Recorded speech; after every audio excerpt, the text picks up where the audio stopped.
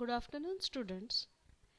In the last lecture, we have discussed about microsporangium and development of pollen grain.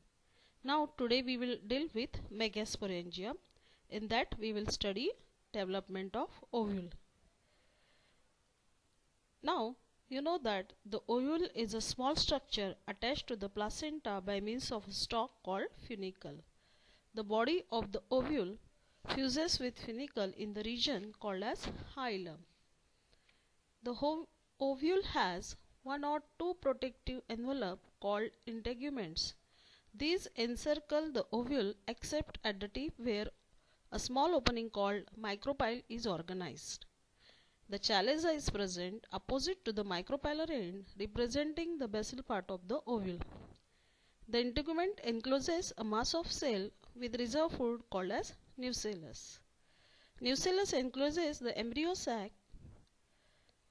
or female gametophyte.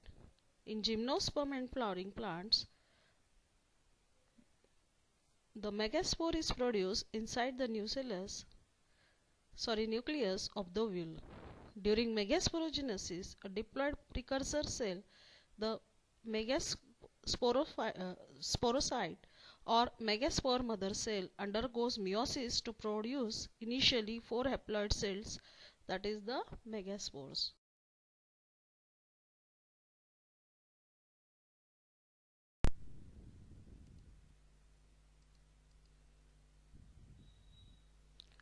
Now we will study structure of ovule, that is megasporangium. Now the ovule consists of mainly two parts. The stalk, this is called as the stalk of the ovule, and this is the main body of the ovule. Now you know that this is the funicle, that is the stalk. That's why the stalk, it is also called as funicle also.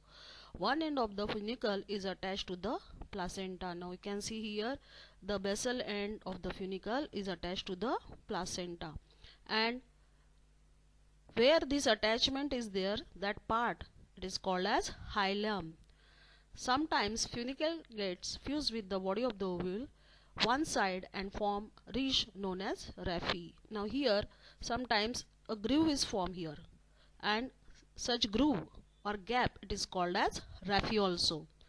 Now the body of the ovule, this is the body of the ovule, it shows two ends. Now you can see here, this is one end and this is the second end, the basal end. Now you can see this is the basal end called as chalazal end, and the structure, it is called as chalaza also, and this is the upper end, and this is called as micropylar end, which gives rise to micropyle.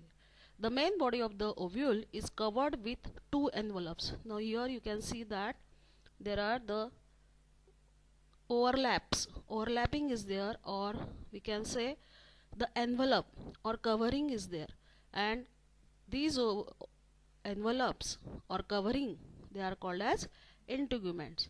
That means in angiosperm or gymnosperm, the number of integuments may vary. These leave an opening at the top of the ovule called as micropyle. Now you can see this is the gap or opening is there, and this is called as micropyle. The integuments enclose a large parenchymal tissue known as nucellus. Now this is the nucellus.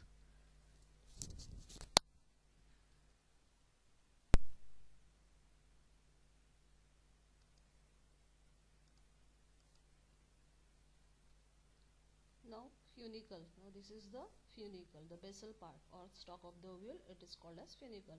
It attaches to an ovule to the placenta. Now you can see here the placenta, it is attached to the placenta in the ovary of a flowering plant. It contains a strand of conducting tissue leading from the placenta to the chalaza. Now here from placenta to chalaza, the conductive tissue strand is present. Now hilum.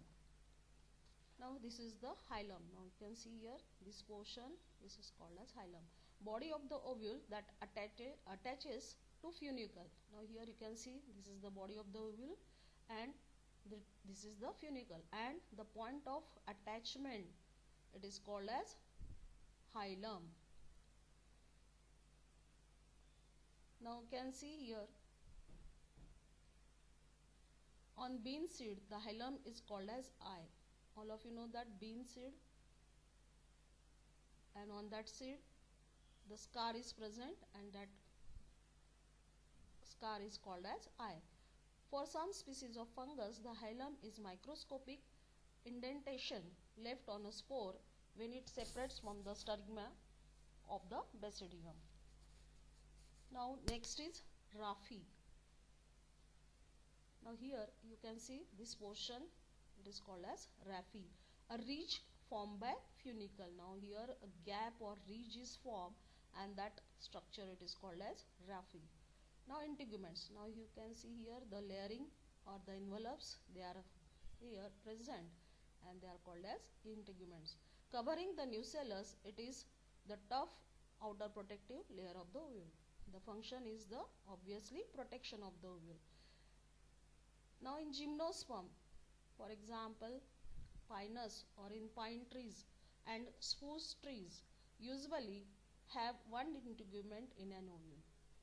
Now in pinus, this ovule contains only one integument or one layer, and such ovule it is called as unitegmic, or the integuments they are called as unitegmic integuments. On the other hand, in angiosperm like maples, daisies typically have two integuments. Now here, as this is the angiospermic ovule, you can see the two envelopes are there, and it is called as bitegmic ovule. The integument encloses the nucellus except for a small gap which is called as micropyle. Now here you can see the opening, and that opening or that structure it is called as micropyle, which is present at the micropylar.